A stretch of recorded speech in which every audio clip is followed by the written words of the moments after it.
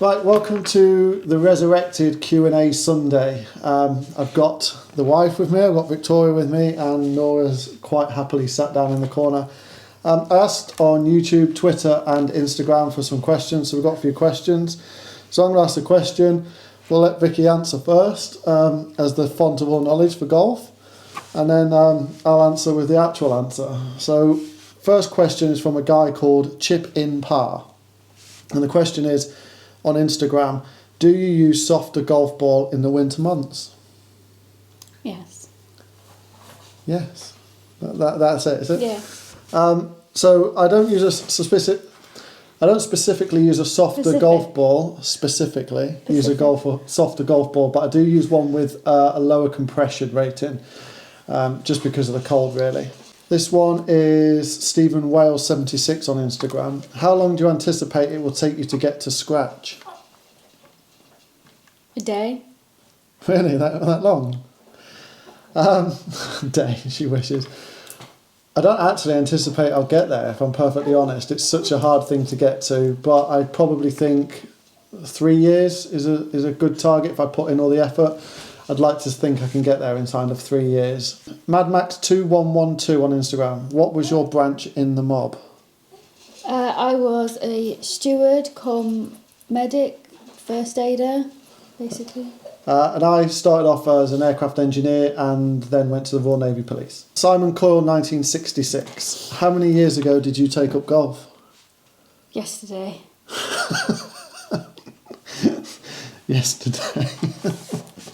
For me, probably properly about 2010 was when I've played it since I was 16, but 2010 is when I took it up seriously. I'm still this bad, yeah. Fortunately so, yeah. What is your dream 4-ball? This is Gaz LFCP 73. I like the pink ones. I don't think that's what he means. That's what he means. Oh, okay. All right. For me, it would be Rory McIlroy, Eric Cantona, and... I thought you meant ball. No, 4-ball, as in 4 people you want to play golf with. Why didn't you say people? That's just what it's called, a 4-ball. And last one would probably be David Beckham. Okay, I'll answer that again. Well, you can't have 3 Johnny Depps. Johnny Depp. Jason Statham.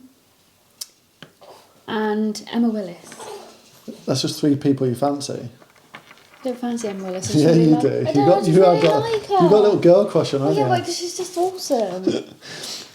Man U Matt 16, Leicester or Dan for your Ryder Cup partner? Dan. Why Dan? Leicester's too childish. Dan's serious. For me, it'd probably be Leicester. I quite enjoy playing golf with Leicester. We have a bit of a laugh. You have Leicester and I'll have Dan and we'll see who wins. All right, okay, we'll do that. Okay. Ants McLean, if you get to scratch, what's the plan after that? Do the Masters. Master.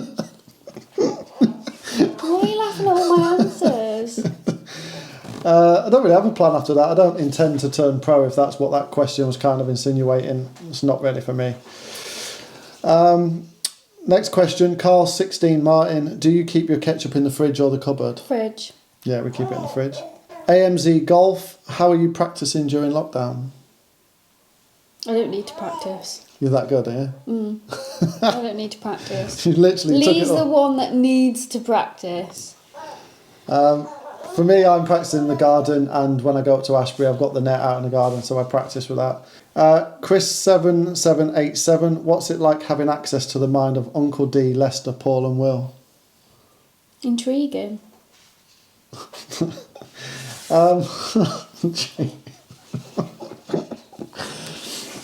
For me, it's like golf knowledge that I can't get anywhere else, really. I'd be stupid to not listen to people like that. The way they play golf and the way they get around the golf course is just like second rate, especially people like Paul and Will. The way they get around the golf course is fantastic. So being able to ask them questions and tap into their knowledge every now and then is really good. Super Tom 88, what's the end goal? To live on a farm with some sheep, cows, chickens, rabbits, Or own a zoo and live there. For me, I don't really have or looked at it as an end goal. I just want to try and earn enough money to keep a roof over the head and enjoy it while I'm doing it. That's pretty much the end goal. I don't really. What are you saying? And yeah, that's pretty much it. Just keep a roof over the head and keep enjoying playing golf. Well, that's Instagram. Let's move over to YouTube. Right, this is Gary Smith on YouTube. How long would an average fitting for a new set of irons take, including proving it out on the course? About 2 weeks. I hope not. I'm not going to make much money in 2 weeks if I'm taking 2 weeks to fit one person. 2 hours? No. 2 hours is... I think sort of 2 hours is probably a good sort of benchmark. It all depends. It depends how quickly we find the right combination. I did a fit-in that's on my YouTube channel with a guy called Ed, and that took us 3.5 hours to get the sort of the numbers and the clubs dialed in. It takes as long as it takes, but I envisage normally would be sort of 2 hours, an hour or so in the studio, and then an hour out on the course. Craig, what services are you going to offer at Ashbury? Well, it's going to be bag mapping, wedge fitting, iron fitting, driver fitting, putter fitting. I'm looking at doing my EGTF coaching course because that's held at Ashbury. So if that's on in 2021, I will do that just to be able to offer some coaching as well. Or 25 when COVID's finished. Or 25 when COVID's finished. How would the average club golfer benefit from these services? Oh, you can't mention COVID, can you? Yeah, you can, yeah. Like they would with anybody, really.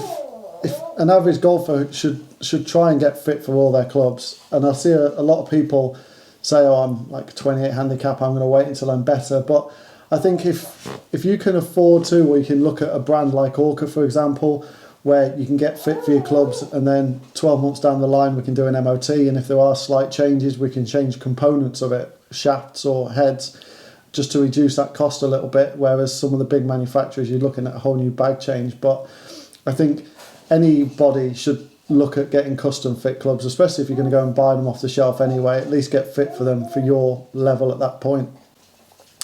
And which golf companies are you going to be offering? So definites are Titleist, Callaway, Strixon, Cleveland and Orca. I'm hoping to get Ping at some point. I'm just waiting to hear back from their rep. TaylorMade maybe, but I don't know yet.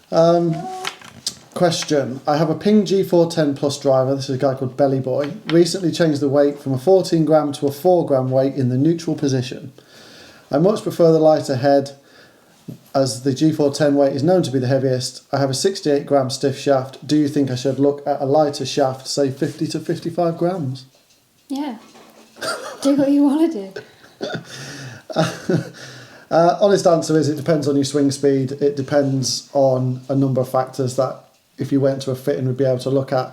If you want to pick up a bit of club head speed, then a lighter shaft will certainly help with that, but it has to be the right kind of shaft. So my advice would be don't do anything on a whim.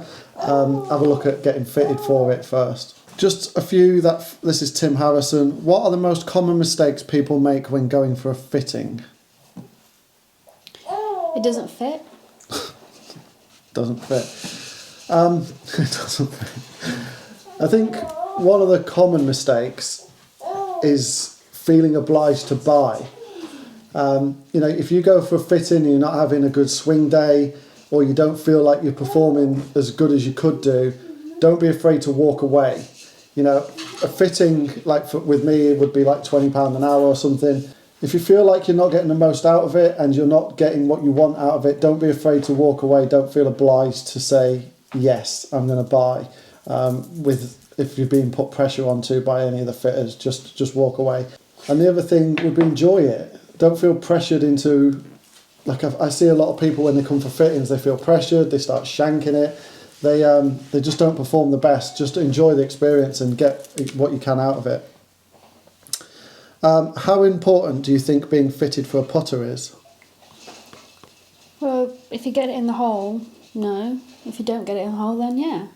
That's pretty much it. If you're putting it in the hole already, Right. don't worry about it because you're getting it in the hole. If you're not, then go and have a look at a putter fitting. But serious answer is I think putter is probably one of the most important things to look at getting fitted. There's so many different options with MOI and toe hang and Toe hang. toe hang, yeah, and things like that. That it's just having a look at how you deliver the putter face could benefit you. But if you're just draining putts already, then why bother? Hi Lee, loving the channel and Dan's as well. Great content. This is Jeff Baker. Question is more choice better as a club fitter or one manufacturer? I've recently started building golf clubs and sell orcas as the OEMs won't sell the components to me. Do you think this should change? Well, more choice as a fitter is obviously better because people do sometimes come in with a preconceived brand. So being able to offer the brand they want is definitely of benefit to a club fitter because people might not, if they're tailor-made guys, they might not want anything else. So from a business point of view, of course it is. Do I think brands should sell component parts? If you're a competent builder, then yeah, why not? It takes some of the pressure off their manufacturing. But on the flip side, I suppose they could look at it as they have no control over the quality assurance of it. So yes, I think it should change, but if you're a competent builder. So a guy called Lewis Rolfe, evening Lee, I've got a set of Slazenger V300 clubs. I know they're not the best, but I've only started playing golf over the first lockdown. Recently got my handicap to a shocking 34.7. I feel quite comfortable with them. The question is it worth having a whole bag fitting, or do I just get a putter fitting when my handicap starts to drop, or go for a bag fitting? Do what you feel's right. Basically, yeah. Yeah, that's right. Do what you feel is right. If you're just enjoying golf at the minute and there's nothing wrong with a 37 handicap, then continue to enjoy golf. But you will probably benefit from a fitting. But at the moment, I just go out and enjoy it for the time being. Putter fitting, I'd probably look at, if I was you, spending your money on lessons to start with and get a bit more consistent with your swing and things like that than going and worrying about a new set of clubs. Most players can hit any club. It's just when you want to start dialing in spin rates and lofts and sort of things like that. But for the time being, I'd probably spend my money on lessons over new clubs. 2 questions, Lee. What do you think is this is JPX ST180S. What do you think is a very good forgiving driver but still spins low? Dribble all down the top. Ping again, maybe the new Ping G425 Max would be a good option when that comes out. It's difficult, again, it's so down to your delivery of the club as to what sort of spin rates you get. So, yeah, it's difficult. It's one of those I can't really answer unless you're sort of in front of me and I'm looking at the numbers. When you do a wedge fitting, wedge do you consistently see offers high amounts of spin? Hey, I thought I was meant to be answering these. Sorry, which wedge do you consider to offer high amounts of spin? Well, the ones you wear on your feet, you can spin on them. Exactly, yeah. A good pair of wedges. Yeah, can't beat them. Like, I don't know, somewhere like, I say Dorothy Perkins, but they're shut down. Oh dear, no, God. Honest answer is they probably all offer the same. I would look more, and when you're getting fitted, at bounce and grinds and lofts as opposed to which one spins the most, because it's so strike dependent and it's so down to your delivery. So I would go for a wedge fitting and look more at the loft, grind and bounce than which one's producing more spin, and then have a look at spin numbers afterwards once you've kind of dialed that in.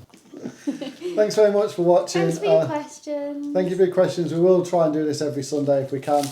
Well, thanks for watching. Please consider hitting the subscribe button. I know it's not, like, these Q&As can't be great videos, but hope I've answered your questions, and we'll see you again in the week.